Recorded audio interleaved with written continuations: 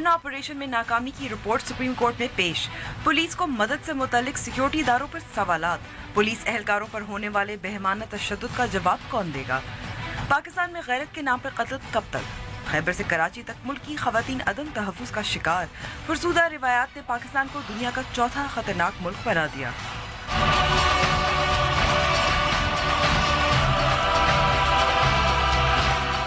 और आम आदमी के लिए सियासत में हिस्सा लेना मुश्किल क्यों? इलेक्शन कमीशन या अदालतें? छोटी सियासी जमातों को इंसाफ कहां से मिलेगा? अस्सलाम वालेकुम and welcome to news wise. मैं हूं अंबर शमसी। पीर के रोज धरने के बाद इस्लामाबाद हाई कोर्ट का बेंच ने बरहमी का इजहार किया था। सुप्रीम कोर्ट में के बेंच ने भी गुस्से का इजहार किया। जस्टिस ईसा ने ISI की नुमाइंदे की गैर हाजिरी पर इस पे उन्होंने बरहमी का इजहार किया, गुस्सा किया और एडवोकेट जनरल इस्लामाबाद से पूछा कि अगर इस्लामाबाद के रिहाइशों इस्लामाबाद को महफूज नहीं रखा जा सकता तो मुल्क को कैसे महफूज रखा जाएगा। इसके अलावा हमारे सामने जो पुलिस की नाकामी रही थी इस ऑपरेशन में, उसके मुहर्रिकात भी एक रिपोर्ट की शक्ल में सामने आ चुके हैं। एक वजह तो यही नज़र आ रही है और यही बताया गया है कि पुलिस की तैयारी नहीं थी। 20 रोज़ से मुसलसल ड्यूटी पे फाइज थे और थके हुए भी थे। जो मुजाहिरीन थे उनके पास हथियार भी थे और वो जमा होने में उनकी स्ट्रैटेजी भी ज़्यादा कामयाब रही थी। लेकिन फिर सवाल यही पैदा होता है कि करोड़ों का नुकसान हुआ है, 27 केसेस रजिस्टर हुए हैं, मुजाहिरीन को रिहा भी कर दिया गया है उस मुआहिदे के तहत। तो पुलिस में मोरल मायूसी, उसका अजाला कैसे किया जाएगा और कौन करेगा? इसके अलावा प्रोग्राम में हम गैरत के नाम पर कत्ल की बात भी करेंगे। कराची शहर में जिरगे के हुक्म पर एक और गैरत के नाम पर कत्ल हुआ है। अब्दुल हादी और हुसैनी बीबी का ताल्लुक कोहिस्तान से था और बड़ों की मुखालफत के बावजूद अपनी मर्जी की शादी की थी। वज़ीर आला सिंध मुराद अली शाह ने वाक़े के बारे में सवाल किया कि कराची कबायली इलाका नहीं तो जिरगे का इनेकाद कैसे हुआ? सितंबर में भी कराची में 15 साल लड़की और 17 साल लड़की की लाशें मिली थी जिन्हें गैरत के नाम पर कत्ल किया गया था, वो भी जिरगे के हुक्म पर। कानून साजी के बावजूद मीडिया में इस तरह के वाक़यात के खिलाफ आवाज़ उठाने के बावजूद ये बार बार ऐसे वाक़यात क्यों रूनुमा होते हैं? और आखिर में छोटी सियासी जमातें और मिडिल क्लास इंतखाबी उम्मीदवार किस तरह इंतखाबात में हिस्सा ले सकते हैं? शुरू करते हैं अपनी टॉप स्टोरी से।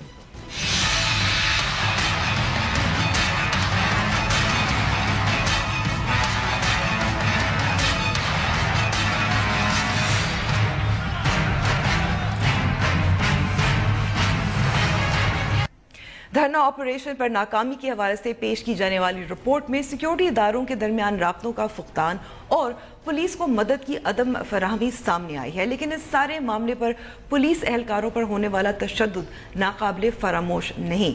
इस सब पर बात करने के लिए हमारे साथ मौजूद है साबिक IG इस्लामाबाद ताहिर आलम। बहुत बहुत शुक्रिया ताहिर साहब वक्त देने का। ताहिर साहब, पहले तो जो तशद्दुद की बात हो, पुलिस पर काफ़ी तशद्दुद हुआ है, बहुत सारे उनकी इंजरीज़ हुई हैं, 100 से ज़्यादा बताए जा रहे हैं, तो मोरल तो इफ़ेक्ट होता है। जी डेफिनेटली काफ़ी असर पड़ता है और मुजाहिरीन की तरफ से पुलिस पर तशद्दुद के वाक़यात भी होते हैं और वकला की तरफ से भी तशद्दुद किया जाता है और बाज़ औक़ात हमारे हसास इदारे के लोग भी, एहलकार भी उन पर तशद्दुद करते हैं। तो हसास इदारे के एहलकारों की दफ़ा तो अगर FIR दर्ज हो जाए तो वो सील हो जाती है, कार्रवाई नहीं होती। और वकला के ख़िलाफ़ अगर FIR दर्ज करें तो मैंने कभी उन्हें सज़ा मिलते नहीं देखी, क्योंकि उनका प्रेशर इतना ज़्यादा होता है अदालतों पर। और जहाँ तक कि इनका ताल्लुक़ है मुजाहिरीन का, तो मैंने अपनी 36 साल पुलिस की ज़िंदगी में कभी नहीं देखा कि किसी को पुलिस पर तशद्दुद की सज़ा मिली हो। आप हैरान होंगे कि 2014 के धरना एग्जैक्टली आप उसके धरने में भी सैकड़ों पुलिस वाले ज़ख्मी हुए, FC के जवान ज़ख्मी हुए, लेकिन वो मुकदमात अदालतों में ज़ेर समात हैं। एंटी टेररिज्म कोर्ट में भी हैं, आम अदालतों में भी हैं, लेकिन किसी को सज़ा नहीं मिली। उसकी मुख्तलिफ वजूहात हैं। अगर हम वजूहात की तरफ आएँ, उसमें एक वजह तो ये है कि बाज़ औक़ात हुकूमतें नहीं चाह रही होती कि सियासी वर्करों या सियासी लीडरों को गिरफ़्तार किया जाए, उन्हें पकड़ा जाए। اور وہ جو سیاسی ورکر وغیرہ ہوتے ہیں اول تو بعض کا ان کا پتہ نہیں چلتا، بے شمار لوگ ہوتے ہیں کہ کس نے تشدد کیا، ان کے نام کیا ہے، اور جب پتہ چل جائے تو اول تو انہیں پکڑنے نہیں دیا جاتا، اور دوسرے اگر ہم اور پولیس افسروں کا بھی میں قصور سمجھتا ہوں کہ وہ خود بھی اس میں دلچسپی نہیں لیتے، واقعہ گزر جاتا ہے تو اس کے بعد وہ بھی ڈھیلے پڑ جاتے ہیں، وہ کہتے ہیں ٹھیک ہے ابھی کوئی باقی معاملات کی طرف دیکھیں، اس کی طرف ہم کیوں جائیں. اور عدالتوں کا بھی اس میں اور پراسیکیوشن کا بھی فالٹ ہے کہ ایسے لوگ سزا سے بچ جاتے ہیں. تیسرے ابھی آپ اسی معاملے میں دیکھ لیں کہ یہ جو فیض آباد میں جو دھرنا تھا، اب اس میں بے شک پولیس والے زخمی ہوئے ہیں، بہت کچھ ہوا ان کے ساتھ، لیکن ایگریمنٹ ہو گیا، معاہدہ ہو گیا، اس معاہدے میں لکھا ہوا ہے کہ تمام جو پکڑے ہوئے ہیں ان کو چھوڑ دیا جائے گا، تو چھوڑے جا رہے ہیں، اب بالکل کافی بڑی تعداد میں. جب ان کو چھوڑنا ہے تو پھر وہ تلافی نہیں اس طرح سے ہو سکتی. لیکن اب ان حالات میں اصل تلافی تو یہی ہے کہ انہیں عدالتوں سے سزا ہو، اور دوسرا یہ ہے کہ ہم ان کی اشک سوئی کے لیے انہیں کچھ انعام و اکرام دیں. پچھلی دفعہ 2014 کے دھرنے میں جب وزیر اعظم صاحب کے سامنے یہ بات لائی، میں نے خود لائی تھی، تو انہوں نے 2 کروڑ کا ریوارڈ اسلام آباد پولیس اور 2 کروڑ کا ریوارڈ ایف سی کو دیا تھا، ایف سی کے جوانوں کو. اور ہم انہیں سزا تو نہیں دلوا سکے، لیکن یہ کیا کہ انہیں اکٹھا کر کے جن کو چوٹیں لگی تھیں انہیں لاکھ 1.5 روپے، یا جنہوں نے بہادری کا مظاہرہ کیا تھا تو ان میں انعام تقسیم کیا.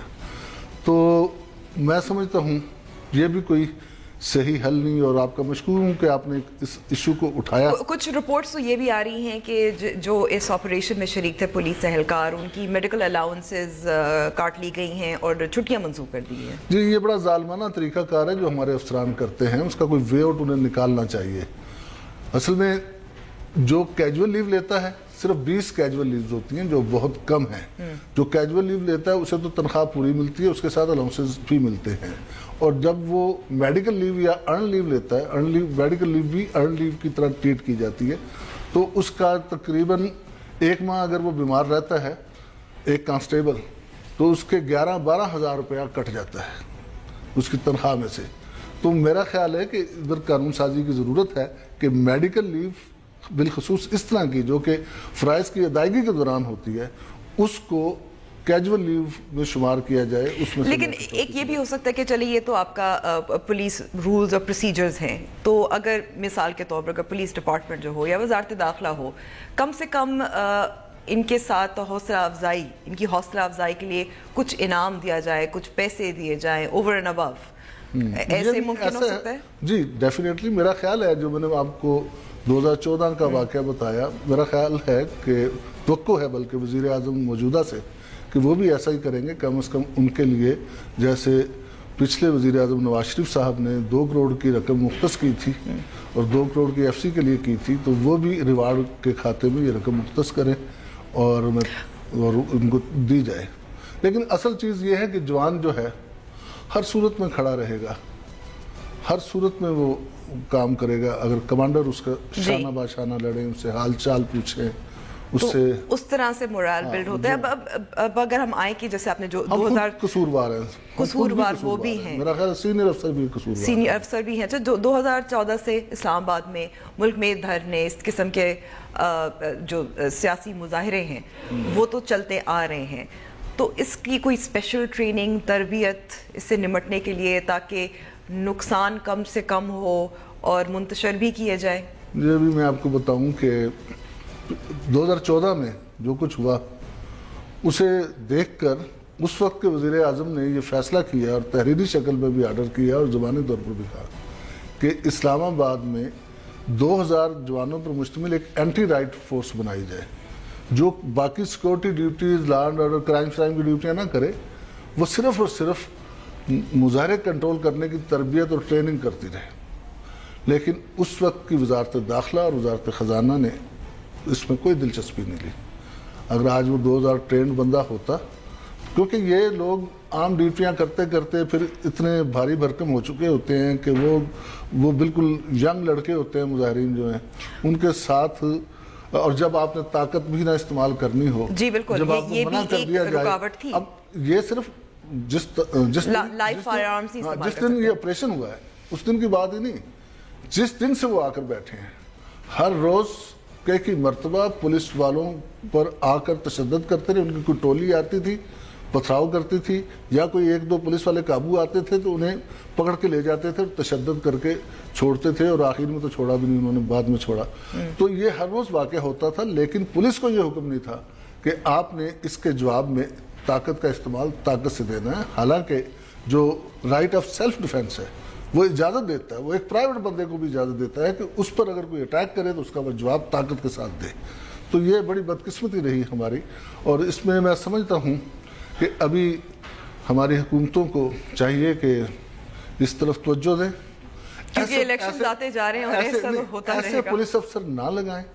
خاص طور پر سینئر پولیس افسروں کی بات ہے. آئی جی اسلام آباد نہ دھرنے والے نہ آپریشن والے دن وہاں نظر آئے, نہ اس سے پہلے نظر آئے. وہ ساتھ کھڑے ہونا چاہیے تھا اپنے جوانوں کو.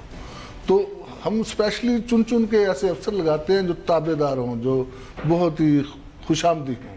ہم افسروں میں بہادری کا جذبہ, ذمہ داری کا جذبہ یہ تلاش نہیں کرتے, اور اس کا خمیازہ اس شکل میں ہمارے سامنے آتا ہے. اچھا, ایک اور سوال بھی ہوتا ہے کہ جیسے ایک پولیس کے بارے میں جو تاثر ہے وہ کیونکہ درست نہیں ہے, میں یہ کہہ رہی کہ صحیح ہے یا غلط ہے, وہ درست نہیں ہے. وہ ان کو کرپٹ سمجھتے ہیں, یا سمجھتے ہیں کہ وہ ریاست یا حکومت جو سویلین حکومت ہے اس کے لیے کام کر رہے ہیں, تو اسی لیے تشدد ان پر جائز ہے. لیکن جب اگر فوج کے جوان ہوں یا رینجرز کے ہوں تو ان پر ہاتھ نہیں اٹھائیں گے, کہ اس میں بھی کچھ.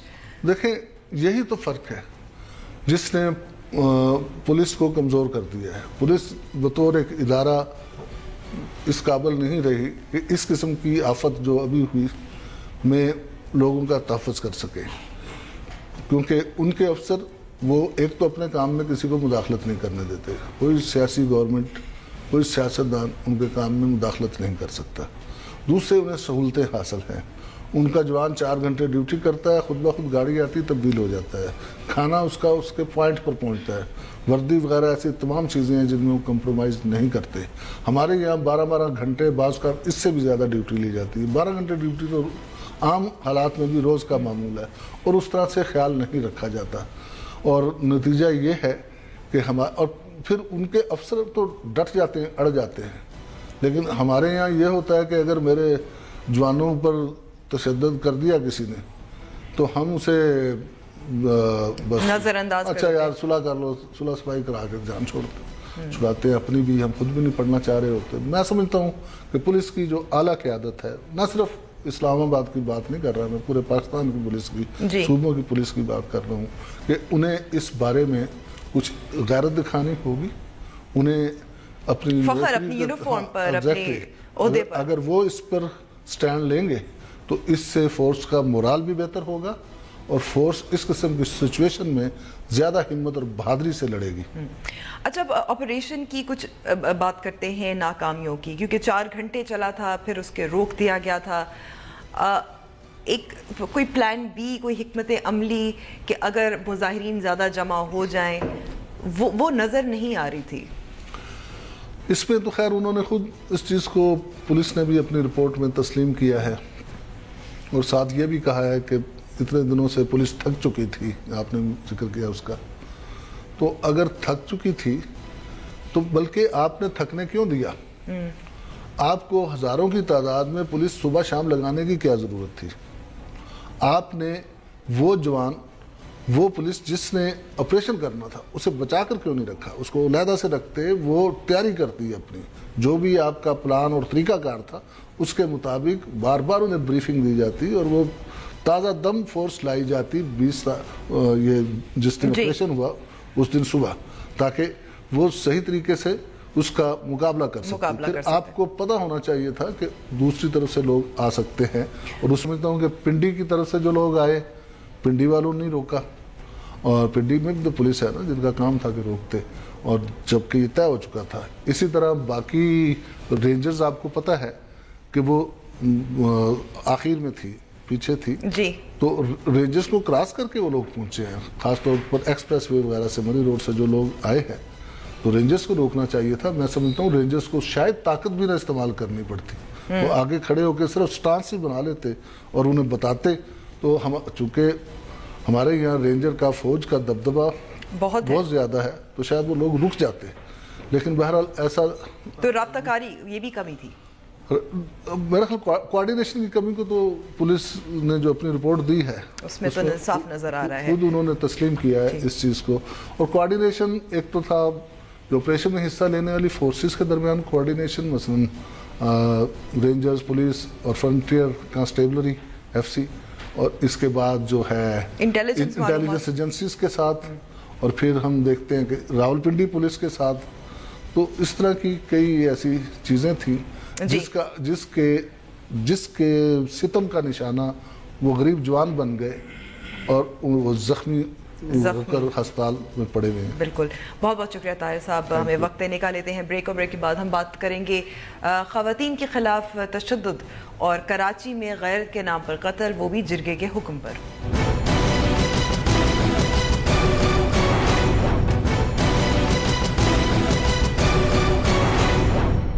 نیوز وائز میں ایک بار پھر خوش آمدید.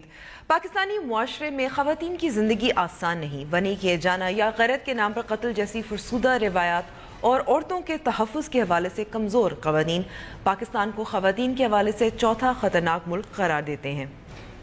George town institute for women piece and security کی جاری کردہ حالیہ رپورٹ کے مطابق پاکستان خواتین کے لیے چوتھا خطرناک ملک ہے. 153 ممالک کی فہرست میں افغانستان پہلا, شام دوسرا, جبکہ یمن خواتین کے لیے دنیا کا تیسرا خطرناک ملک ہے. رپورٹ کے مطابق پاکستانی خواتین کو تعلیم, روزگار اور صحت کی سہولیات میں مردوں کے مقابلے میں تفریق کا سامنا ہے. پاکستان میں خواتین کی تعلیم اوسطاً صرف پرائمری ہے, جبکہ 24% خواتین کو روزگار میسر ہے. پاکستان جہاں کی نصف آبادی خواتین پر مشتمل ہے, اس کے پارلیمان میں ان کی نمائندگی کی شرح صرف 20% ہے. رپورٹ کے مطابق پاکستان میں مردوں کی آبادی عورتوں سے زیادہ ہے, جو اس بات کو ظاہر کرتی ہے کہ پاکستانی معاشرے میں بیٹیوں کی نسبت بیٹوں کو ترجیح دی جاتی ہے. رپورٹ میں کہا گیا ہے کہ پاکستانی معاشرے میں پائی جانے والی بہت سی روایات عورت مخالف ہیں, جیسے کہ غیرت کے نام پر قتل, کم عمری میں شادی, ونی, جہیز اور طلاق کا حق نہ دینا.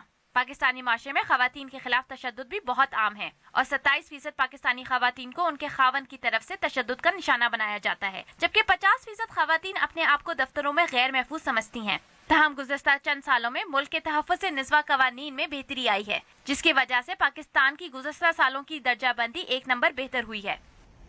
خواتین کے حوالے سے چوتھا سب سے خطرناک ملک کیوں ہے پاکستان؟ اس کے باوجود کہ گزشتہ کچھ سالوں میں ہم نے دیکھا ہے کہ قوانین کی منظوری بھی ہوئی ہے, چاہے یہ غیرت کے نام پر قتل کے حوالے سے ہو, یا تیزاب پھینکنے کے حوالے سے, یا تیزاب کے حوالے سے جو خواتین پر جرائم پیش آتے ہیں ان پہ ہو, یا پنجاب میں مثال کے طور پر اگر خواتین کے خلاف تشدد اور اس پہ قانون بھی ہوا, مراکز بھی قائم کیے گئے. ایک وجہ یہ ہو سکتی ہے کہ مائنڈ سیٹس یا رویے بدلے نہیں ہیں. یہ ایک اور مثال آپ دیکھیں کہ کچھ دن پہلے ہی کراچی میں ایک جرگے کے حکم پر ایک لڑکا اور لڑکی جنہوں نے اپنی مرضی سے شادی کی تھی ان کو قتل کیا گیا. اس سے پہلے بھی ستمبر میں کراچی میں اسی طرح کا واقعہ رونما ہوا تھا. کراچی جیسے میٹروپولس ایک شہر, ایسے جرگے کیوں قائم ہوتے ہیں؟ کئی قوانین کی خلاف ورزی ہے, اس پر ہم بات کریں گے بریک کے بعد نفیسہ شاہ صاحبہ سے, جو پیپلز پارٹی کی رکن قومی اسمبلی بھی ہیں, اور انہوں نے غیرت کے نام پر قتل کے حوالے سے کتاب بھی لکھی ہوئی ہے. بریک کے بعد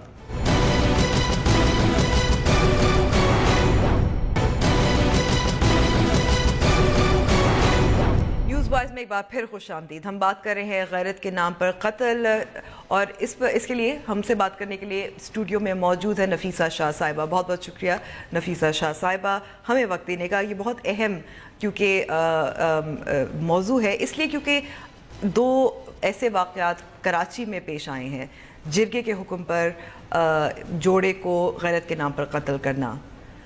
تو یہ تو کئی قوانین کی خلاف ورزی ہے, اور کراچی جیسے شہر میں دیکھیں امبر, یہ بار بار یہ چیز سامنے آ رہی ہے. میں نے جو تحقیق کی ہے اور آپ نے دیکھا ہوگا, اس میں میں نے اس آئیڈیا کو چیلنج کیا ہے کہ یہ کوئی پرانی فرسودہ روایت ہے, یہ کوئی قبائلی نظام کا کوئی بچہ کچا ایک سسٹم جو مڈرنٹی میں رہ گیا ہے. میں یہ آرگیو کرتی ہوں کہ یہ جدیدیت ہے, یہ جتنے جدید سوئسائڈ بامر ہیں، جتنے جدید ملیٹنٹس ہیں، اتنی ہی جدید یہ غیرت کے نام پہ قتل ہم اس کو کہہ دیں، لیکن میرے نزدیک یہ ریشنل مرڈرز ہیں. اس کو ہم بہانے اگر ہم کہتے ہیں کہ جرگہ ہوا ہے اور اگر ہم کہتے ہیں کہ غیرت کے نام پہ قتل ہوا ہے، تو اصل جو اس کا عکس ہے وہ یہ ہے کہ انسانیت کا قتل ہوا ہے. ہم یہ مس کر لیتے ہیں. اور اگر ہمیں پاکستان کو جدید قانونی نظام کی طرف جانا ہوگا تو ہمیں یہ غیرت کا نام ہی ان کو دینا اس وقت غلط ہوگا. میں سمجھتی ہوں کہ یہ کولڈ بلڈڈ مرڈرز ہیں اور ان کو ان کے کانٹیکسٹ میں دیکھنا چاہیے. اگر پرانی روایات دیکھیں تو وہ اس نظام میں وہ پائی جاتی تھیں جہاں ریاست نہیں تھا، جہاں قانون کا نظام نہیں تھا، اور یہ ایک الٹرنیٹ قانون ہوتا تھا کہ آئی فار این آئی. اور جو خواتین ان دا رورل کمیونٹیز وہ پیٹرمنی کی طرح ہوتی تھیں، جیسے آپ کی زمین ہے، آپ کی بھینسیں ہیں، آپ کی ایک بیوی ہے، آپ کے بچے ہیں، یہ آپ کی ایک ملکیت کا حصہ ہے. اگر ان میں سے کسی بھی چیز کے اوپر کوئی حملہ ہوتا تھا تو وہ ان کے پرسن ہوڈ پر، ان کے غیرت پر حملہ ہوتا تھا، اینڈ دیٹ انٹیلڈ کہ وہ اس پہ ریونج کریں. یہ کراچی میں آ کے بیٹھے ہوئے ہیں لوگ، اور یہ بھی پتہ ہے کہ کافی عرصے سے بیٹھے ہوئے ہیں. تو یہ ہم صرف یہ نہ کہیں کہ یہ وہاں سے جو ان کی نالج سسٹم ہے وہ لے کے آئے ہیں. اس کو اس پس منظر میں دیکھنا چاہیے جہاں یہ بستے ہیں. اور میرے علم میں جو یہ ابھی جو واقعہ ابھی سرفیس ہوا ہے، اس میں کوئی فارمل جرگہ جو میری انفارمیشن ہے نہیں تھا، لیکن یہ ضرور تھا کہ لوگوں نے یہ سوچ کر، وہ کمیونٹی کے چند جو فیملیز ہیں، جو ایکچولی لڑکی کی فیملی ہے، اس نے سوچ کے، تو یہ کولڈ بلڈڈ انٹینشنل مرڈر تھا. غیرت کا تو یہ ہوتا ہے نا کہ جی مجھے غصہ آ گیا. اگر آپ قبائلی نظام میں پوچھیں گے بھی غیرت کیا ہے، وہ کہتے ہیں جی غصہ، ہماری پراپرٹی کو چھیڑا، ہماری خاتون کو چھیڑا، ہمارے لیے کسی نے غلط بات کی. کیونکہ منصوبہ بندی ہوتی ہے، اس میں سوچ کر یہ کیا جاتا ہے، پھر چھپایا جاتا ہے. اچھا، مگر اتنے سالوں سے اگر ہم کہیں کہ میڈیا پہ بھی ان واقعات کے خلاف آوازیں اٹھتی رہی ہیں، قانون سازی بھی موجود ہے، لیکن یہ رویے وقت لگے گا. دیکھیں، قانون سازی بھی میں سمجھتی ہوں کہ ویگ ہے. اس وقت بھی آپ کا قانون ویگ ہے، کیونکہ ابھی بھی ایک بہانہ ہم نے ڈھونڈا ہوا ہے کہ جو تو قانون اسٹیبلش کر لے کہ یہ کام تو غیرت کے نام پر ہوا ہے تو اس میں معافی نہیں ہے، باقی سب میں معافی ہے. تو یہ آپ ڈفرینسیٹ کیسے کریں گے؟ آپ کسی بھی قانون دان سے پوچھیں کہ کیا ایسی قانونی کیٹیگری ہے کہ یہ غیرت ہے اور یہ نہیں ہے؟ کیا قانون میں غیرت کی ڈیفینیشن ہے کہ یہ غیرت کے نام پر جو خون ہے وہ نیلے رنگ کا ہوتا ہے، باقی سب پیلے رنگ کے ہوتے ہیں؟ مطلب تو یہ آپ کو یہ کیٹیگرائزیشن جو ہے، مجھے نہیں پتا، یہ سارا پھر اونس پروسیکیوشن پر آئے گا. اور کیونکہ اس وقت وہ سارے خاندانی نظام کے اندر ہوتا ہے، ایک ہی فیملی میں اندر ہوتا ہے، تو وہ ایک دوسرے کو معاف کر دیتے ہیں. they'll continue to cover each other. آپ دیکھیں کہ اس وقت بھی اور میں ایک اور جو اس پہ نقطہ اٹھانا چاہتی ہوں کہ کیونکہ کراچی میں ہوا ہے اور بھی واقعات شہروں میں پیش آئے ہیں، ہم سمجھتے ہیں کہ یہ دور دراز پسماندہ علاقوں میں ہوتا ہے، لیکن جیسے آپ نے کہا کہ یہ ایک ماڈرن چیز ہے. یہ اگر لندن میں یہ واقع ایسے ہوئے ہیں، لندن میں پاکستانی اور سکھ کمیونٹیز میں اس قسم کے مرڈرز ہوئے ہیں، وہاں پھر یہ ریشنل ہے اورینٹلسٹ، یہ جی سارے اپنے فرسودہ پاکستان سے لے کے آتے ہیں. لیکن اگر پاکستان میں آپ کشمیری کمیونٹی دیکھیں، میں نے تو نہیں سنا اس قسم کے واقعے وہاں ہوتے ہیں، یہاں کیوں آ کے ہوتے ہیں؟ تو یہ ایک بہت سمپلسٹک ایک چیز ہے. ضرور لنکیجز تو ہیں، وہ نالج سسٹم ہے، لیکن ہمیں ایکچولی اس کو بحیثیت ایک انٹینشنل مرڈر دیکھنا ہوگا. ہم اس کی یہ بہانے نہ ڈھونڈیں کہ جی یہ قبائلی نظام سے اپنی فرسودہ رسم اور جاہلیہ کے زمانے کی لے کے آ رہے ہیں. ایز اے سیڈ، جتنی ماڈرن سوئسائڈ بومنگز ہیں، جتنی ماڈرن ملیٹنسی ہے، اور یہ سب ماڈرن پریکٹسز ہیں. Suicide bombing is an invention of modernity. It happens, it's a new form of warfare, it's a most sophisticated form of warfare.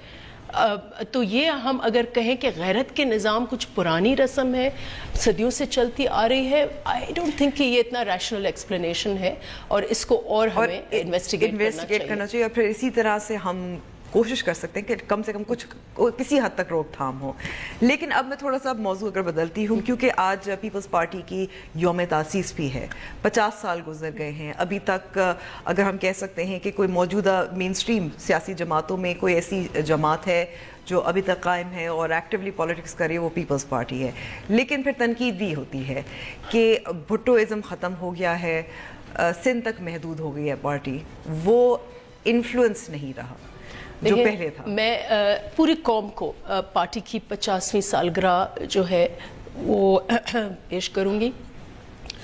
جیسے ہمارے چیئرمین بلاول بھٹو زرداری نے اپنے بیان میں کہا کہ اگر پاکستان میں اس وقت رول آف لا ہے, آئین موجود ہے, جمہوریت کا تسلسل ہے, تو اس کی بنیاد جو ہے وہ پیپلز پارٹی نے رکھی, اور اس کے کئی ریزنز ہیں جو ہم کہہ رہے ہیں. پہلی بات تو پہلا پاپولر آئین جو ہے پیپلز پارٹی کے زمانے میں دیا گیا, اور نہ صرف دیا گیا لیکن اس کو ریسٹوریشن, کئی دفعہ اس قانون میں ڈسٹورشنز کی گئی, اس قانون کو سسپینڈ کیا گیا, ملٹری رولرز آئے گئے, لیکن اس سارے چیز میں ایک کنٹینیوس بات تھی کہ آئین کیسے بحال ہوتا ہے, کون بحال کرتا ہے, کون قربانی دیتا ہے, سب کی آپ اگر بنیاد دیکھیں وہ پیپلز پارٹی ہے.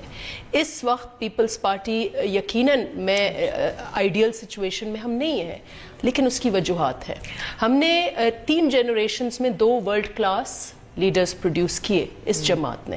شہید Zulfiqar Ali Bhutto, there may be people who may oppose him, اور وہ جمہوریت میں ہوتا ہے, کچھ اپوز کریں گے ان کی پالیسیز کو, لیکن اس کو کوئی ڈینائی نہیں کرتا کہ پاکستان کی سائیکی, پاکستان کی جمہوریت, پاکستان کی ہسٹری میں اور اس کو شیپ کرنے میں شہید ذوالفقار علی بھٹو کا نمایاں کردار ہے.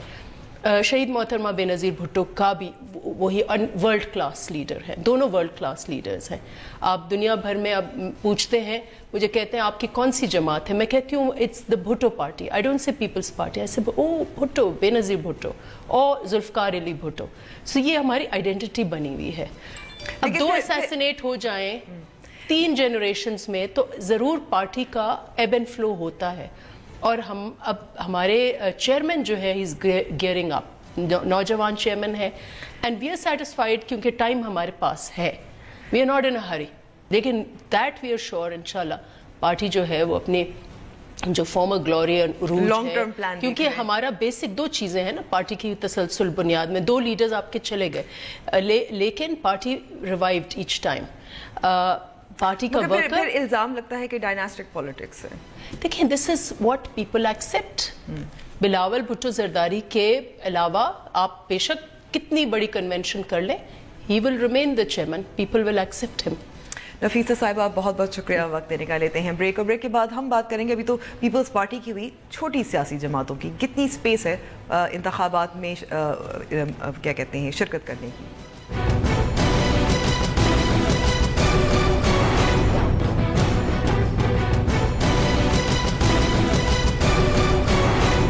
ایک بار پھر خوش آمدید. الیکشن ایکٹ 2017 چھوٹی سیاسی جماعتوں کے لیے 2000 ممبران کی فہرستیں جمع کروانے سمیت متعدد شرائط, یہ سب عام آدمی کی سیاست میں حصہ لینے کے لیے مشکل یا آسان؟ اس پر بات کرتے ہیں عوامی ورکرز پارٹی کی سیکرٹری جنرل عصمت شاہ جہاں صاحبہ. بہت بہت شکریہ عصمت صاحبہ وقت دینے کا. عصمت صاحبہ, آپ نے شناختی کارڈ جمع کروانے ہیں, آپ نے 2 لاکھ روپے جمع کروانے ہیں, کیا چھوٹی جماعتیں یا عام مڈل کلاس امیدوار حصہ لے سکتا ہے انتخابی عمل میں؟ پھر شکریہ امبر شمسی. دراصل الیکشن ایکٹ 2017 عوامی ورکرز پارٹی کی کانسٹیٹیوشنل پٹیشن انتخابی اصلاحات کے لیے جو ہم نے کی تھی 2012 میں, اس کے نتیجے میں بنایا گیا کیونکہ وہ پٹیشن ہم نے جیت لی. لیکن الیکشن ایکٹ 2017 جو ہے وہ چیزیں نہیں کانسٹیٹیوشنلی کور کرتا جو کہ ہم نے اٹھائی تھی, اور اوپر سے جو مزید چیزیں اس میں شامل کی گئیں اس کے نتیجے میں یہ انتخابات صرف اشرافیہ ہی لڑ سکتی ہے. کیونکہ ہمارا مدعا یہ ہے کہ پاکستان کی محنت کش عوام حق حکمرانی حاصل کرے, جس کے لیے اس طرح کے انتخابات کے کروڑوں روپے کا ایک جلسہ ہے, ایک جلسہ ہے, بڑے بڑے بل بورڈز ہیں, پیسے اسٹیبلشمنٹ بانٹ رہی ہے, یہ ساری چیزوں کا خاتمہ ہو. لیکن ہوا یوں کہ الیکشن ایکٹ میں 2 لاکھ تو صرف رجسٹریشن فی ہے جو کہ غریب پارٹیاں نہیں دے سکتی ہیں. اس کے علاوہ پہلے جو ہے مثلا پٹیشن, اگر آپ کو انتخابات میں اعتراض ہے تو آپ اپنی انتخابی پٹیشن کے لیے 1,000 روپے فیس تھی، اب وہ 20,000 کر دی گئی ہے. وہ 20,000؟ ہاں وہ 20,000 کر دی گئی ہے. اس کا مطلب یہ ہے کہ اگر آپ کو اعتراض ہے تو آپ کے پاس پیسے نہیں ہیں تو آپ تو گئے، اعتراض ہی نہ کریں، اعتراض ہی آپ نہ کریں. تیسری بات اس میں یہ ہے کہ جو الیکشن ایکسپینڈیچر تھا جس پر ہمارا سب سے زیادہ بڑا اعتراض تھا، وہ انہوں نے پہلے جو ہے وہ کم تھی 10 لاکھ اور 15 lakh M N M P A کے لیے تھی، اب انہوں نے بڑھا کے وہ 20 لاکھ اور 40 لاکھ کر دی ہے. 20 لاکھ ایم پی اے کے لیے، 40 لاکھ ایم این اے کے لیے. یہ کیا منیمم ہے؟ اس لیے کیونکہ اگر یہ میکسیمم ہے، کیونکہ خلاف ورزی تو ویسے ہی ہوتی ہے، اگر بڑھا دیا جائے تو خلاف ورزی بھی نہیں رہے گی. تو ہم تو جو آج اسلام آباد ہائی کورٹ نے سسپینڈ کیا ہے اس شک کو، ہم اس کو ویلکم کرتے ہیں اور ہم سمجھتے ہیں کہ یہ اچھی بات ہے. یہ اس کو ریگولر ہیئرنگ کے لیے ایکسیپٹ کیا ہے، تو ہم یہ سمجھتے ہیں کہ یہ اچھی بات ہے. اور جو پرانا تھوڑے پیسے تھے اسی پر واپس جایا جائے. اور دوسری بات یہ کہ بات اس پر ختم نہیں ہوتی ہے. بنیادی مسئلہ ایک یہ بھی ہے کہ جو پاکستان کا پورا انتخابی نظام ہے، ہم نے اس کو بھی ہم سمجھتے ہیں کہ وہ عوام دوست نہیں ہے، وہ مزدور دوست نہیں ہے. وہ لوگ 70 سال سے جو پاکستان کے کروڑوں عوام ہیں، جو کہ مزدور ہیں، جو کہ کسان ہیں، جو عورتیں ہیں، جو غیر مسلم ہیں، ان کو حق کی حکمرانی جو ہے ہماری ریاست نے نہیں دیا. تو اس کے لیے کیا حل ہو سکتا ہے؟ اصلاحات تو میرے خیال میں اس وقت شاید مشکل ہو جائیں، لیکن اگر ہم آہستہ آہستہ بات کریں اس میں کیا ریزرو سیٹس ہو سکتی ہیں، مزید بڑھائی جا سکتی ہیں، اور کیا کیا؟ ہمارا پروپوزل ہے پروپورشنل ریپرزنٹیشن سسٹم کا، اور وہ یہ ہے کہ جو آپ کی فرسٹ پوسٹ دا پاسٹ کا جو فارمولہ ہے کہ آپ کینڈیڈیٹ کے ووٹ سے آپ گنتے ہیں کہ کون جا سکتا ہے، ہم یہ کہہ رہے ہیں کہ اس کو آپ 50% تک کرٹیل کریں. باقی پارٹی ووٹ ہوں، 2 ووٹ ہوں، جو ایک پارٹی کو جتنے ووٹ ملیں اسی کی بنیاد پہ ان کو نمائندگی ملے. مثال کے طور پہ نیپال نے بھی کیا ہے، نیپال نے 3% رکھا ہے. ہماری ڈیمانڈ 1% کی ہے کہ اگر کوئی پارٹی ٹوٹل ووٹ کا 1% لیتی ہے تو آپ ان کو نمائندگی دیں. اس طرح ریزرو سیٹس جو عورتوں کی ہیں ان کی بھی نمائندگی ہونی چاہیے. لیکن اب ایک اور بھی مسئلہ ہے کہ یہاں پر محکوم قوموں کو، غیر مسلموں کو، مزدوروں کو، کسانوں کو نمائندگی نہیں، کم ہے. اور جس طرح کے پیسے لگائے جاتے ہیں، جس طرح کا اسٹیبلشمنٹ اس میں انجیکشن کرتا ہے جو پیسے لگاتے ہیں، جو انجینئرنگ کرتا ہے، اس لیے ابھی ایک اور لیکن اس میں صاحبہ کچھ حد تک پیسہ ظاہر ہے، جیسے آپ نے کہا بڑی پارٹی ہے، ان کے پاس پیسہ بھی ہے وغیرہ وغیرہ، مگر اثر و رسوخ وہ بھی تو ایک عنصر ہے اس سارے معاملے میں، کہ اگر ایک پارٹی ہے یا امیدوار ہے کئی سالوں سے ان کی یہاں سے منتخب ہوئے ہیں، لوگوں کو ان کو فائدہ پہنچا رہے ہیں، مدد کر رہے ہیں اپنے حلقوں میں، تو یہ بھی تو ایک فیکٹر ہو سکتا ہے. برادری کا بھی ہے جو پنجاب میں بھی نظر آتا ہے. بالکل ہے. اصل میں تو صرف معاملہ پیسے کا تو نہیں، صرف پیسے کا نہیں ہے. اسی لیے ہم یہ کہہ رہے ہیں کہ ایک تو جو 2017 کی سینسس ہوئے ہیں، جس کے اوپر یہ ساری اشرافیہ کی لیڈران والی پارٹیاں نے گینگ اپ کیا ہے کہ ہم 1998 کے سینسس پہ الیکشن کرنا چاہتے ہیں. اس کی وجہ یہ ہے کہ محکوم صوبوں کو اس میں زیادہ نشستیں ملیں گی.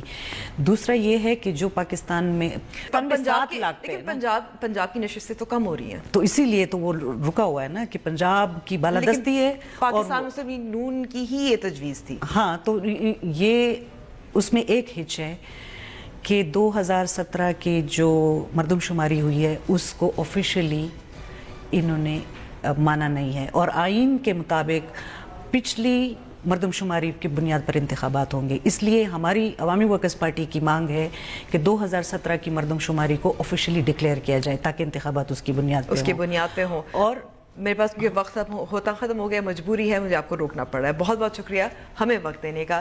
نیوز وائز ختم ہونے کو ہے، اور امید کرتی ہوں پروگرام آپ کو پسند آیا ہوگا. ہم سے رابطہ کرنا چاہیں تو ہمارا فیس بک پیج اور ٹویٹر ہینڈل حاضر ہے. مجھے اب اجازت دیجیے. خدا حافظ.